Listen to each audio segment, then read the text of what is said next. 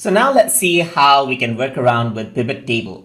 So here you can see that I got a bunch of data in a certain format, but if I want to display this in another format, then you can use something called the pivot table.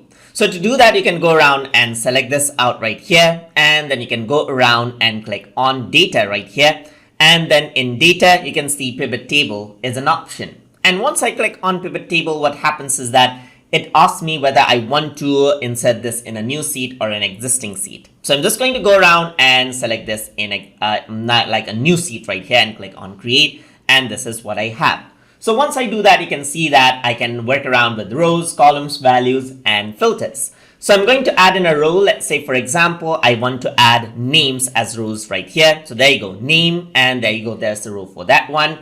And I can add in column right here. So let's say, for example, I want to add in the column for product, and there you go. You see there's console, there's handheld, as you can see right here.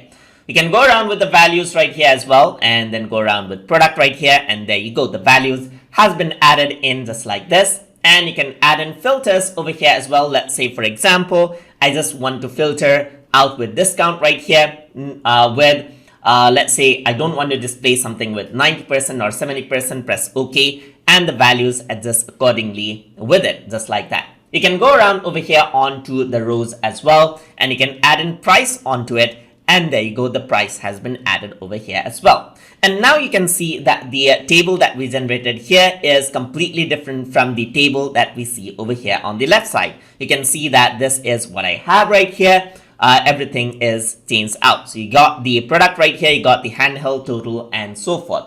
So that is how you can work around with the pivot table to generate an entirely different data set right there. You can go around and select everything right here just like this. And I'm going to go around into data, create a filter, not a filter, sorry, but I'm going to go around and then add in a pivot table right here, go around onto pivot table, create new seat. And then what you can do is you can create new set of data in new layout. Let's say, for example, you can go around into add, you can go around into price right here, you can go around into column, product right here, just like this. And then you can work around with values over here as well, like discount and so forth, and you can see that now the discount ranges is there. So the pivot table 2 is regarding the quantity and everything else, while this pivot table right here is regarding the discount and so forth. So you can create as much as pivot table as you want.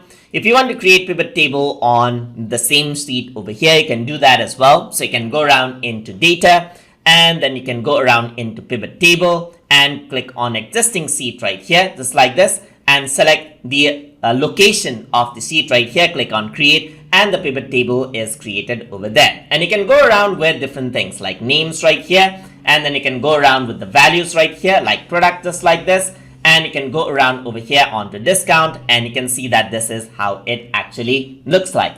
And that is how you can work around with pivot table inside of Google Sheets. So I hope you guys learned something as always.